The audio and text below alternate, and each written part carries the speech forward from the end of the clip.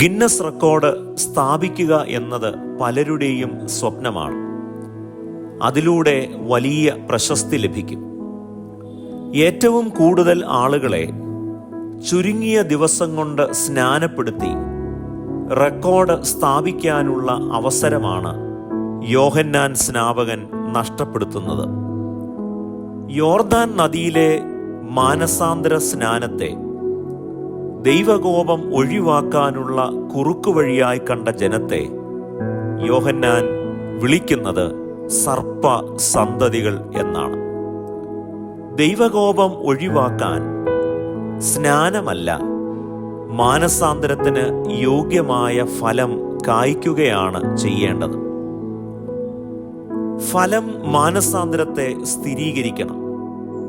വസ്ത്രത്തോടും ഭക്ഷണത്തോടും പണത്തോടുമുള്ള ആർത്തി ഉപേക്ഷിക്കുന്നതാണ് മാനസാന്തരം. അതിൻ്റെ ഫലമെന്നതോ നമ്മുടെ വിഭവങ്ങളുടെ പങ്കിടലാണ്. ദൈവം അനുഗ്രഹിക്കട്ടെ.